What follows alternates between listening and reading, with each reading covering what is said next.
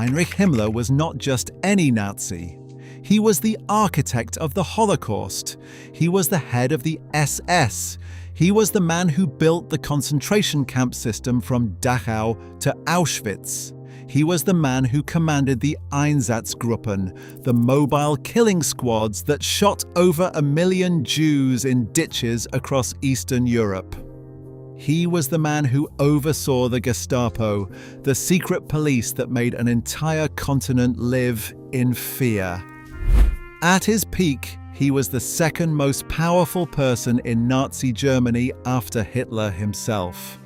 When the Third Reich collapsed, he tried to negotiate with the Allies and tried to reinvent himself as a man the West could work with. It did not work. Captured by British forces in May 1945, he bit down on a cyanide capsule hidden in his mouth and was dead within minutes. He chose death over accountability. Even at the end, he refused to answer for what he had done.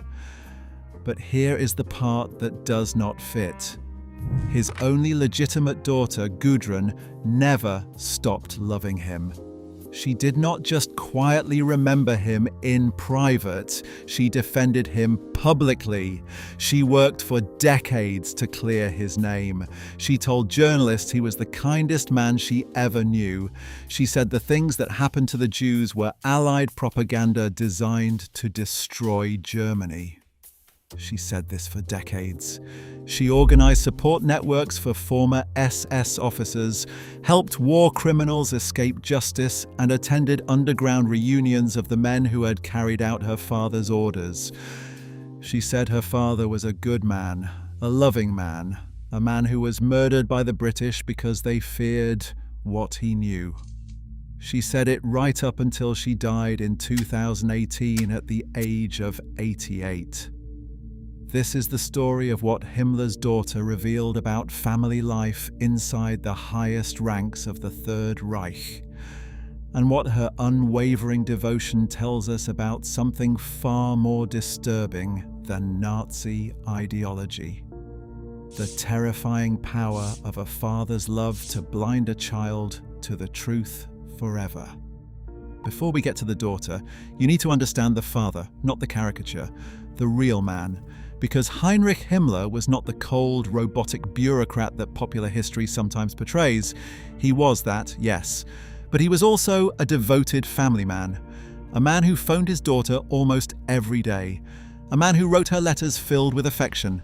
A man who had her flown across Germany just to spend time with him at his headquarters. He called her Puppy, his little doll. And she worshipped him in return. Himmler was born in 1900 into a respectable Catholic family in Munich. His father was a schoolteacher who had once tutored a Bavarian prince. Young Heinrich was sickly, bespectacled, and physically unimpressive. He desperately wanted to be a soldier, to prove his manhood in the Great War, but by the time he finished officer training, the war was over. He never saw combat. That failure haunted him.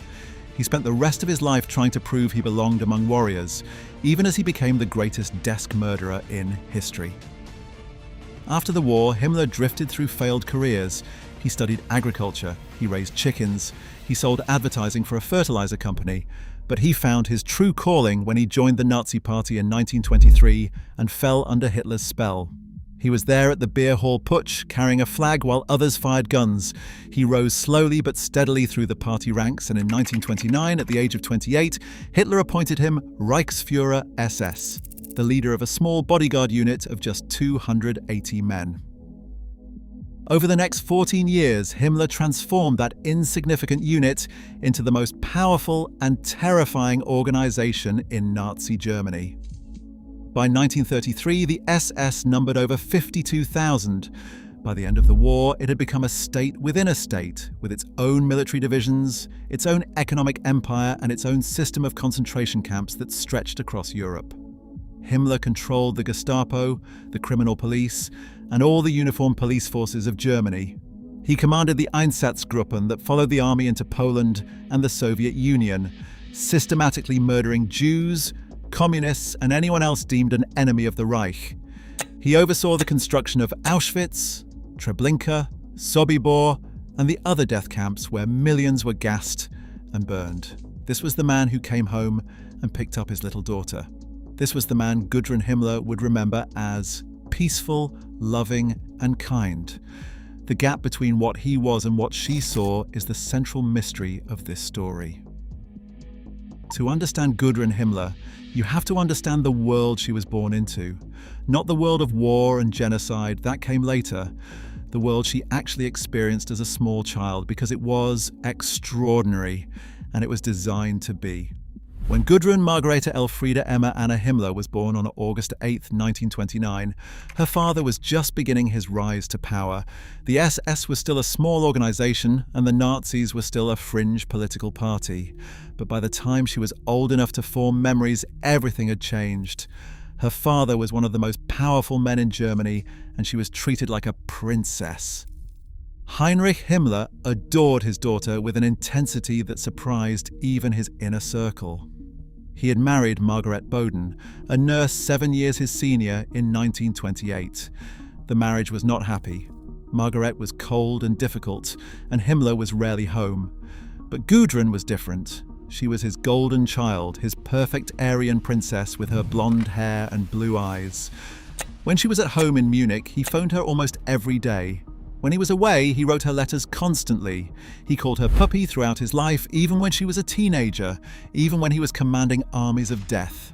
He had her flown to wherever he was, to Berlin, to his field headquarters, to official functions. She appeared at his side at Nazi party rallies, a symbol of Aryan youth and family values. Adolf Hitler himself took a liking to her. She called him Uncle Hitler. Every New Year, Hitler would give her presents, first dolls and later boxes of chocolates. It was the Führer of the Third Reich giving candy to the daughter of his most loyal executioner. In 1941, when Gudrun was 11 years old, her father took her on a trip that would come to define her life in ways she could never have understood at the time. He brought her to Dachau. Dachau was the first Nazi concentration camp established by Himmler himself in 1933. It was the model for all the camps that followed. By 1941, it had already seen the deaths of thousands of prisoners. It was a place of systematic brutality, of medical experiments, of execution walls and crematoriums. And Heinrich Himmler brought his 11-year-old daughter to see it. But Gudrun did not see what Dachau really was. She could not have. What she recorded in her diary that day was something entirely different. She wrote about the gardening work, the pear trees, the pictures painted by the prisoners. She wrote that everything was marvelous and that afterwards they had a lot to eat. It was very nice. Think about what that means.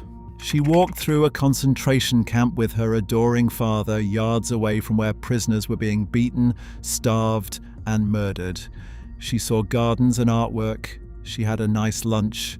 Her father showed her what he wanted her to see, and she saw it. She saw nothing else.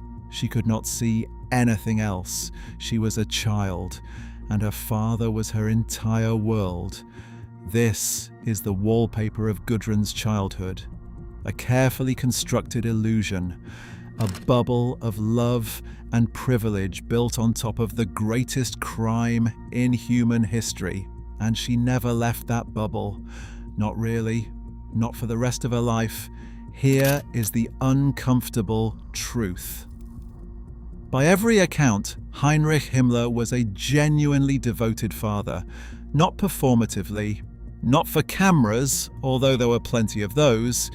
He appears to have been that rare thing among the Nazi elite, a man who actually enjoyed being a parent. His marriage to Margareta fell apart in all but name by 1939, when he began an affair with his secretary, Hedwig Potthast. He would have 2 more children with Hedwig, a son and a daughter, but he never abandoned Gudrun.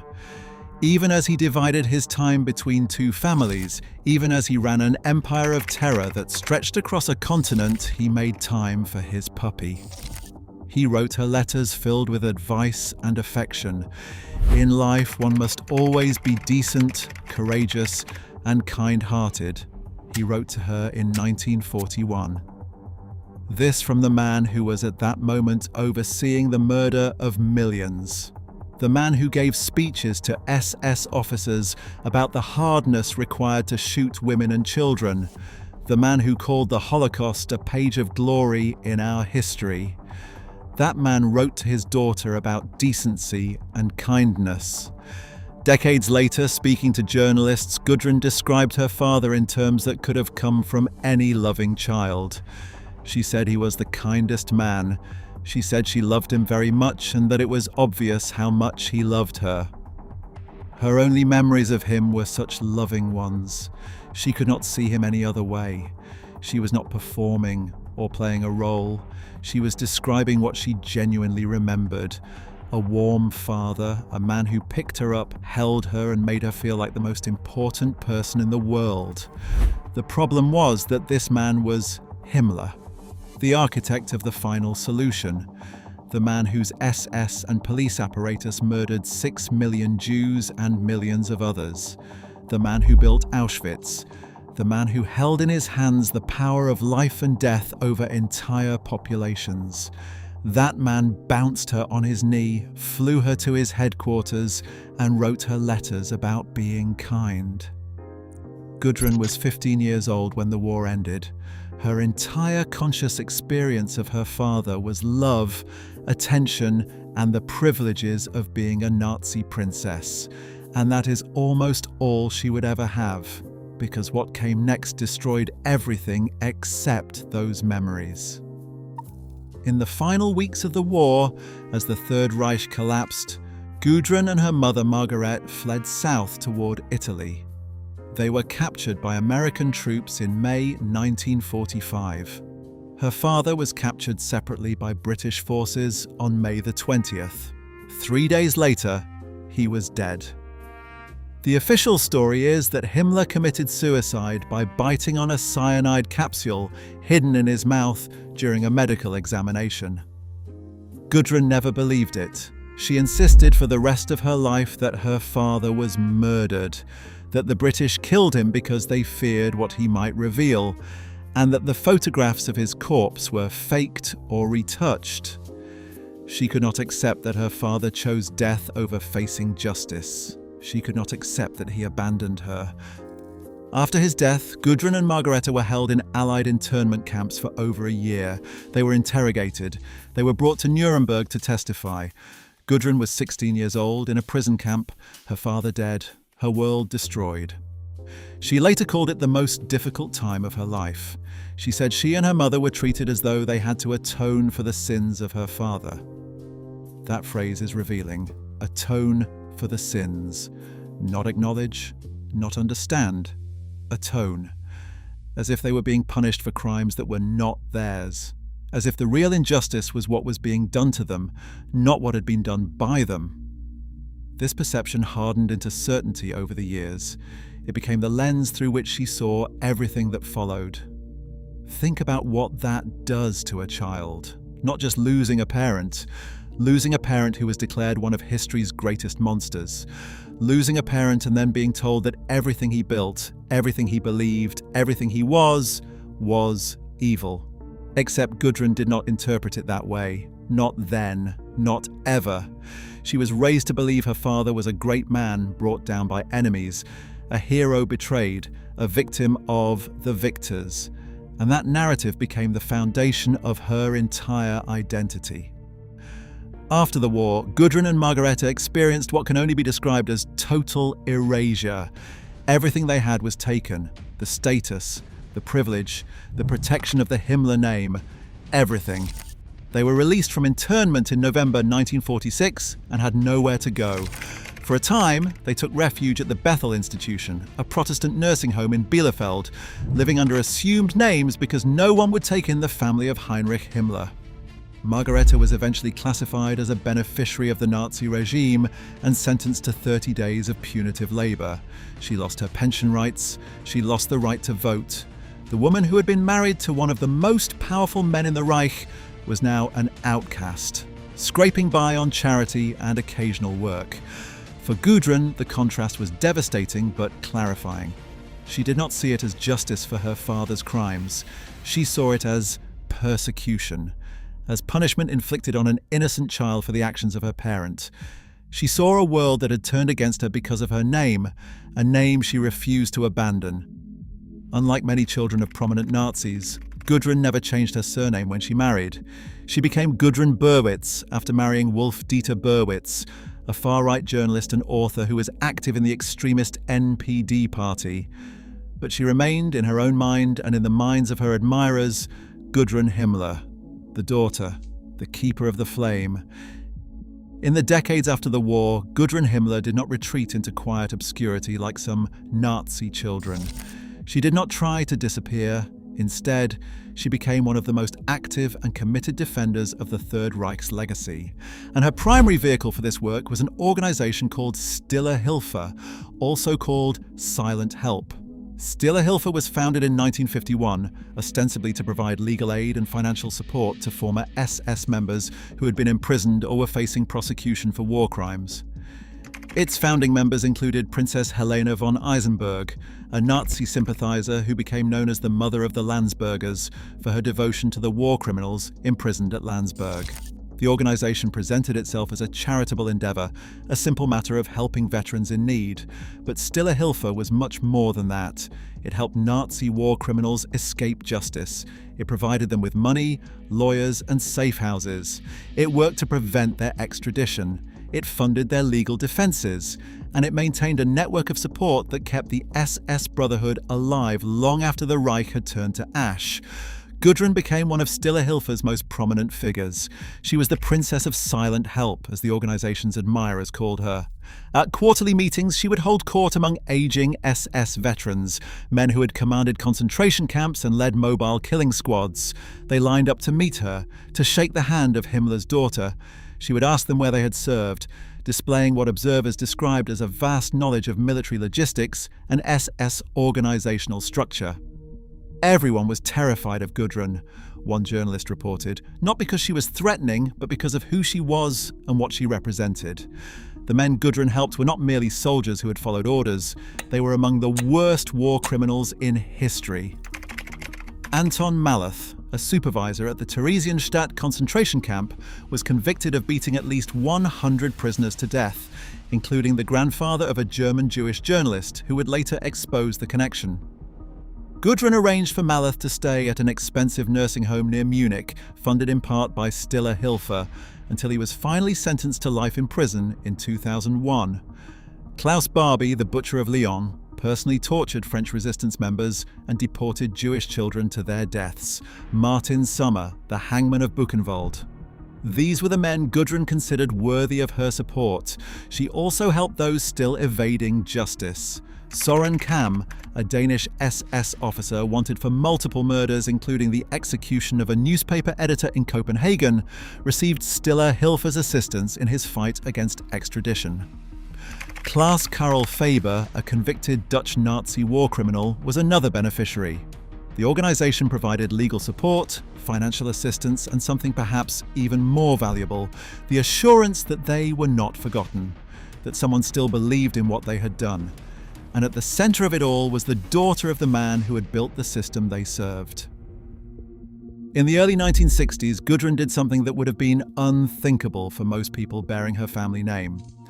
She got a job with the West German government. Not just any job, she became a secretary at the Bundesnachrichtendienst, the Federal Intelligence Service known as BND, working at its headquarters in Pullach near Munich. She worked under an assumed name, hiding her identity. But think about what that means. The daughter of Heinrich Himmler, the man who had built the Gestapo and the SS security services, was now working for West Germany's intelligence agency. The BND at that time was headed by Reinhard Gehlen, a former Wehrmacht general who had been recruited by the Americans and who had hired numerous ex-Nazis based on their experience with anti-communist activities in Eastern Europe. Gudrun fit right in. She was dismissed in 1963 when authorities discovered her true identity. But by then, she had worked there for 2 years, typing documents and attending meetings at the heart of West German intelligence. It was a small irony of post-war Germany that the daughter of the SS chief found employment in the successor organization to her father's security apparatus. After losing that job, Gudrun retreated into the world of Stille, Hilfe and the broader network of unrepentant Nazis. She married Wolf Dieter Burwitz, who became an official in the Bavarian section of the far-right NPD. They had 2 children. They lived quietly in the Munich suburb of Fürstenried, but Gudrun never stopped working for her father's memory. Throughout her life, Gudrun Himmler gave very few interviews. Unlike some Nazi children who wrote memoirs or appeared on television to grapple with their inheritance, Gudrun stayed mostly silent. She did her work through Stille Hilfe, through attendance at SS reunions, through quiet support for the far right. But when she did speak, what she said was remarkable, not for its revelation, but for its absolute consistency. In a 1999 interview with author Stefan Leber for his book My Father's Keeper, Children of Nazi Leaders, Gudrun spoke of her desire to clear her father's name. She said she was saving money to go to America, to examine the documentary evidence, to compare her childhood memories with the historical record. Her goal was to write a book called simply Heinrich Himmler, a book that would show the world who her father really was. She spoke lovingly of her childhood, of the letters he wrote her, of the phone calls, of the visits. She described him as a devoted father who always made time for her despite his demanding responsibilities.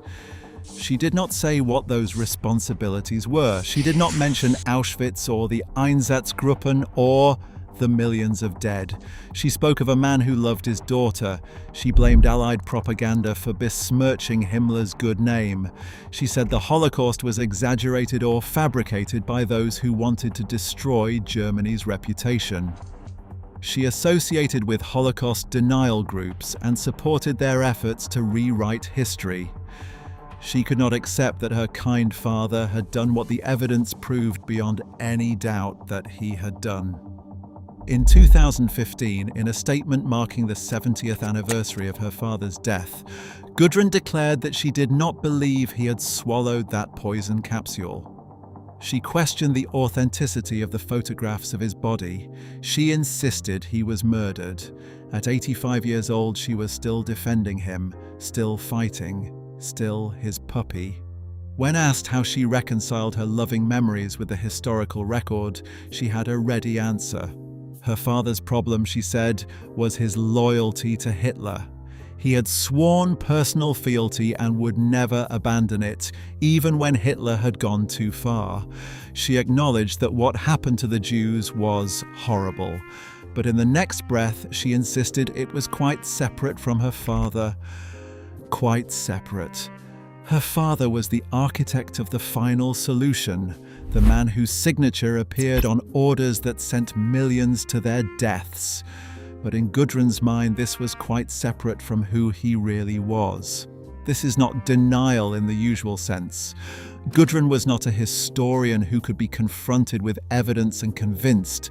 She was not making an argument that could be refuted. She was describing her father the way a child describes a parent, with absolute certainty. With the kind of knowledge that comes not from documents or evidence, but from being held in someone's arms when you are small enough that their arms are your entire world. Many children of prominent Nazis changed their names. They married and took their spouses' surnames. They moved to different cities, different countries. They tried to disappear. Some went further. Bettina Göring, Hermann Göring's great-niece, was so haunted by the family name that she had herself sterilized so that the bloodline would end with her. Nicholas Frank, son of Hans Frank, the butcher of Poland, publicly denounced his father as a murderous narcissist and carried a photograph of his hanging body in his wallet. And then there was Kathrin Himmler, Heinrich's own great-niece. Kathrin took a different path. She married an Israeli whose family had been confined to the Warsaw Ghetto. She had a son who was half Jewish. She wrote a book called The Himmler Brothers that meticulously documented how her entire family, not just Heinrich, had been complicit in Nazi crimes. She discovered that her own grandfather Ernst had sent a half-Jewish man to his death by reporting him to Heinrich. She chose truth over family loyalty. She chose to confront what her relatives had done. Gudrun chose none of these paths. She chose to remain her father's daughter in every sense. She chose memory over truth, loyalty over accountability, the warmth of her father's letters over the reality of Auschwitz. She held that choice for 88 years without wavering, without apologizing, without even acknowledging there was a choice to make. Gudrun never changed her name. She never publicly criticized her father. She never acknowledged his role in the Holocaust. She never expressed remorse or made any gesture toward the communities her father helped destroy. Instead, she worked to help his former officers escape justice and to rehabilitate his reputation in the eyes of history. And this tells us everything. For other Nazi children, changing the name was a way of saying, my father's actions were wrong and I am not him. Gudrun's refusal to change it, her insistence on remaining Himmler even after marriage, was her way of saying, my father was a good man and I am proud to be his daughter. She did not need to say it in words. She said it by carrying the name into every doctor's office, every workplace, every introduction for nearly 9 decades. Gudrun Himmler's story is usually told as a cautionary tale about denial, the daughter who could not face the truth about her father. But that reading is too simple. What Gudrun reveals is something more unsettling than denial. She reveals the limits of historical accountability when confronted with personal love. Consider the evidence she was working with, not the historical evidence, the personal evidence. Her earliest memories were of a man who adored her, who flew her across Germany just to spend time with her, who wrote her letters about being decent and kind, who phoned her almost every day, who called her his little doll and made her feel special and loved. She had 15 years of direct contact with him before he died, and then he was gone, forever. Killed, as far as she was concerned, by the people who said he was evil. Every piece of evidence she received after that confirmed her childhood experience. Her mother told her Heinrich was a great man. Her mother's friends, former Nazis and sympathizers, told her the same. The people at Stille Hilfe told her the same. The old SS veterans who lined up to meet her told her the same. Her husband, an active far-right propagandist, told her the same. She was surrounded her entire life by people who reinforced the narrative she had learned as a child. The outside world had evidence too, mountains of it, documents, photographs, testimony from survivors, the meticulous records the Nazis themselves kept. Heinrich Himmler's own speeches in which he spoke of the glory of killing women and children, of the hardness required to watch thousands of bodies fall into ditches, the camps, the gas chambers, the piles of corpses, all of it. But none of that evidence could compete with the memory of her father calling her puppy, of his letters telling her to be decent and kind, of his voice on the phone almost every day, of being flown across Germany because he missed her, of walking through Dachau and seeing only gardens and pear trees because her father was holding her hand. This is what Gudrun Himmler's life reveals. Not that some people are in denial, not that Nazi children had complicated feelings, but that the love of a parent can be so powerful, so formative, so fundamentally defining that it becomes immune to evidence. The child does not reject the facts. The child simply cannot integrate them with the person they knew. The father and the war criminal become two different people, and the child chooses the father every time. What makes Gudrun's story so disturbing is the contrast with other Himmler descendants who faced the same impossible inheritance and chose differently. Kathrin Himmler took the same family name and transformed it. She did not hide from what her relatives had done. She investigated it. She documented it. She married a Jewish man and had a half-Jewish son. She wrote books that condemned her family's complicity and gave lectures warning about the resurgence of far-right extremism. She chose truth over comfort. Kathrin once said that although Heinrich Himmler did monstrous things, he was not a monster, but a human. A loving husband, father, brother, son, and uncle. But she said this as a warning, not as an excuse. She understood that the capacity for love and the capacity for evil can coexist in the same person. That understanding was precisely what Gudrun could never accept. Gudrun saw only the loving father. Katrin saw the loving father and the architect of genocide. The difference between them was the willingness to hold both truths at once. Gudrun refused. Katrin insisted. Gudrun Himmler. Berwitz died on May 24, 2018 at the age of 88. The date was almost exactly 73 years after her father's death. Her passing was not announced publicly for some time. When German media finally reported it, the details were sparse. She had lived near Munich with her husband. She had worked in healthcare at some point. She had 2 children and grandchildren. She had never renounced her father or Nazi ideology. There was no public funeral, no memorial, no grave that could become a pilgrimage site for neo-Nazis. The world tried to let her disappear the way it had tried to make her father disappear when his ashes were scattered in an unmarked location. But Gudrun Himmler cannot be erased from history any more than her father can. She was not just a footnote to his crimes.